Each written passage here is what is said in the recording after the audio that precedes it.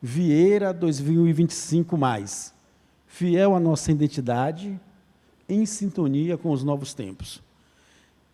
Essa frase é bem bacana. Fiel à nossa identidade, em sintonia com os novos tempos. E aí, Carlos, eu vou dar uma de professor de história aqui hoje, né? Mas eu sou da área de filosofia.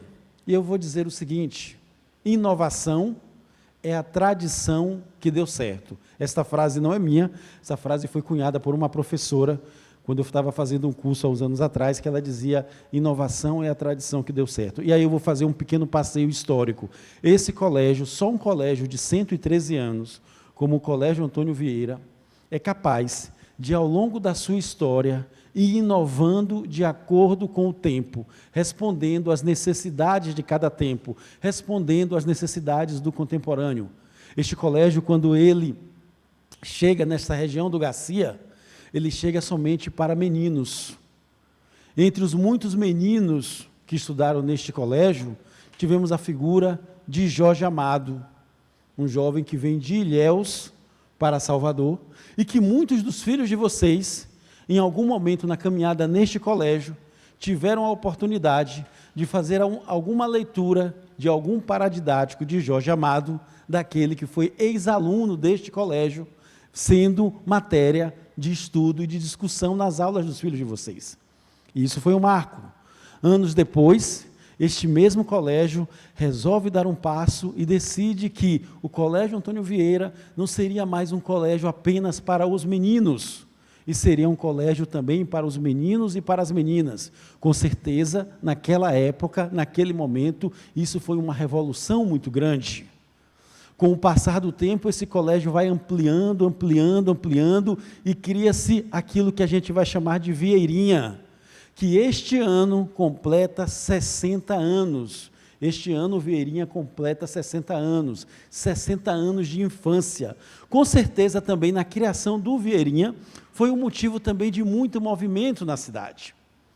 E aí eu vou dar um salto no tempo e vou chegar até a gestão de Padre Domingos, diretor-geral dessa escola, e Carlos, como professor e pai, vai lembrar que foi na gestão do Padre Domingos que demos um passo interessante no colégio. Eu já trabalhava aqui, que foi quando nós saímos da realidade da bimestralidade para a trimestralidade. Foi o primeiro colégio em Salvador a inovar e sair da realidade da bimestralidade para a trimestralidade. Nossa, aquilo foi um movimento muito grande, porque muita gente dizia: isso não vai dar certo, porque inclusive se falava, quando os nossos filhos, por um motivo ou por outro, precisar sair do colégio, como é que vai esse currículo? Como é que vai esse histórico?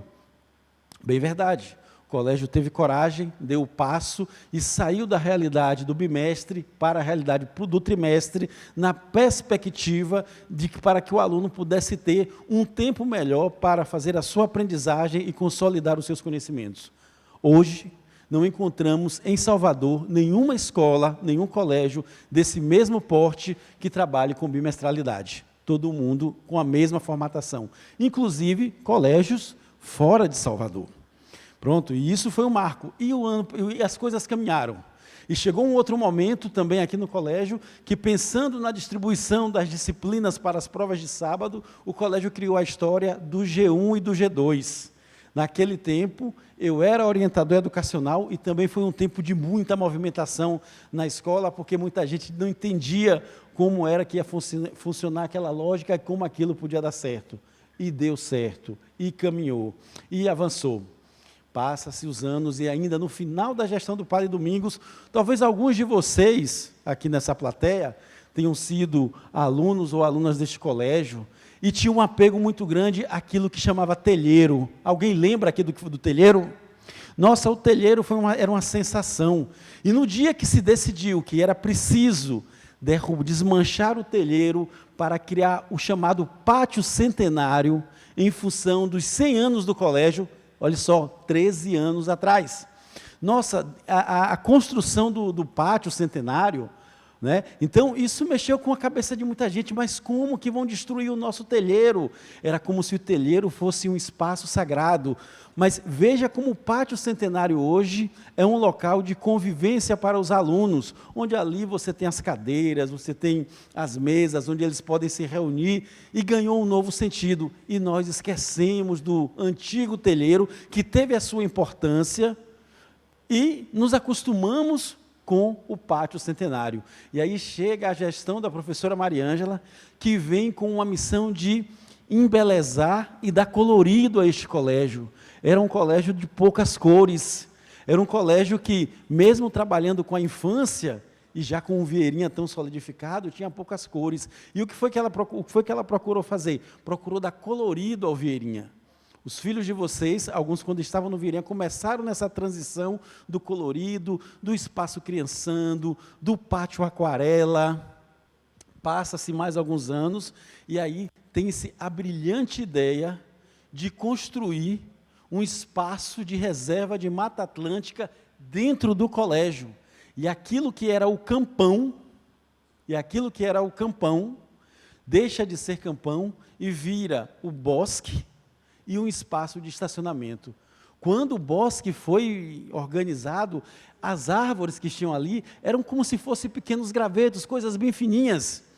Naquele tempo, assim como hoje, tinha muita discussão da dengue, e algumas pessoas falavam das bromélias, essas bromélias vão ser aqui criadouros de dengue, né? Serão criadouros de dengue. E aí esse bosque foi crescendo, crescendo, e hoje quando nós pegamos uma imagem do Google, né, a gente enxerga o bosque ali como um bolsão verde no centro do Garcia. E esse bosque hoje é um espaço para aulas, é um espaço em que os professores utilizam com aulas de campo com os alunos. Então, é um colégio que tem a sua tradição, é fiel aos seus princípios, mas vai modificando, vai inovando com o passar do tempo para atender às necessidades do tempo presente.